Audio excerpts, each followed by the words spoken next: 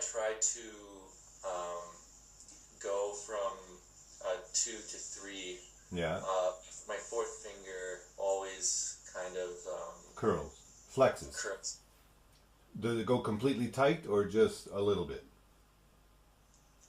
Um, it depends on the day, but like I can feel like the muscle contract such the fact that like my third finger like doesn't want to play properly. I can't move it down because both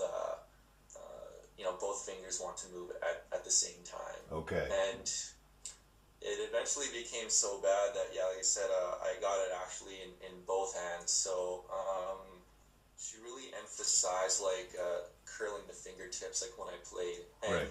my piano kind of has like a very heavy action, so I really had to force that in order to play. So about 3 or 4 months later, like after starting with her, I noticed these issues. So one trick I did notice for myself that did help a bit is before playing. So I found that if I kind of rub my fourth finger before I play my third, I kind of am able to differentiate a bit, and then I combine that with like your grasping. So I have actually been able to like before I would have to kind of play up to here and then really think about like relaxing, and it would be very slow, and then finally I can play.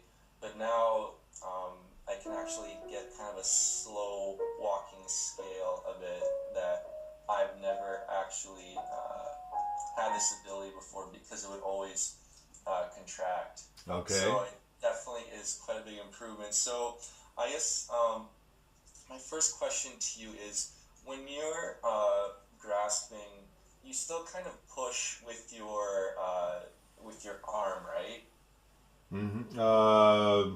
Yes and no. I talked about grasping a lot in my earlier work, but now I'm more and more I'm putting everything into the metaphor of lying down, standing up, walking, running, jumping, hopping on the keyboard, right?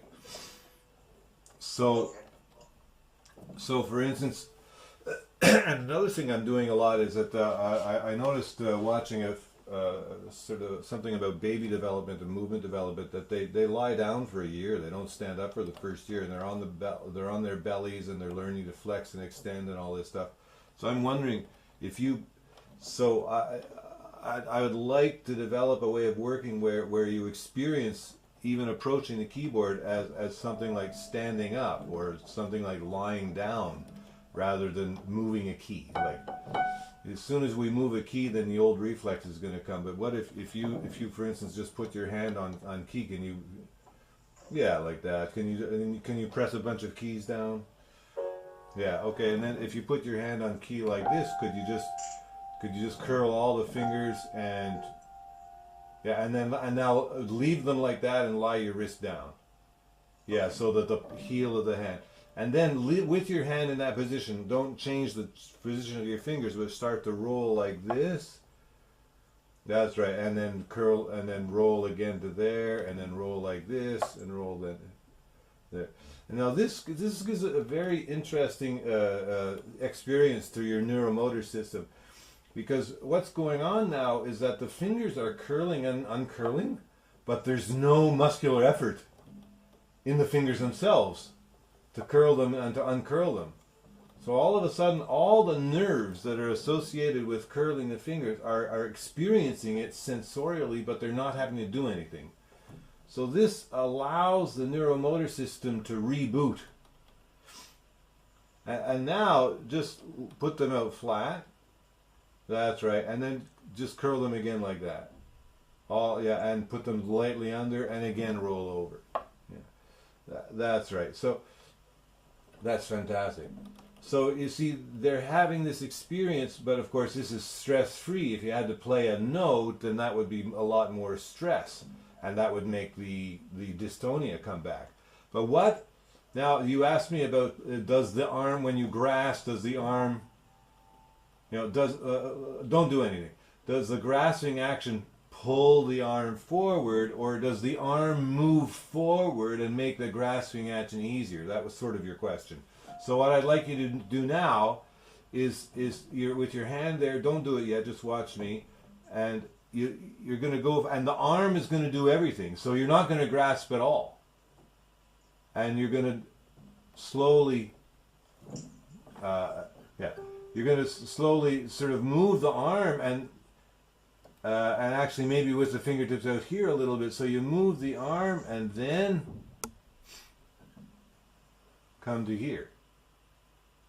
But the fingers aren't doing anything. It's just because the fingers are attached to the key, like there. It's as if there's a little dot of glue, making the fingers stay at that point on the key, and the arm moves there, and the arm moves there, and now maybe on the third finger come up on the same kind of movement, but now the third finger stayed on its note and come back down again.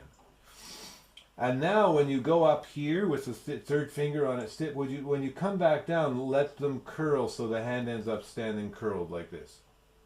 Yeah. And still there's no effort in the finger itself. It's just, the bones of the skeleton just happen to get folded in that way because the finger was on the key like that. And then come on up like this, and then, And now do that on the fourth finger. Any note, so there's the fourth finger, it actually even sort of pressed the key down, but there's no pressure on it.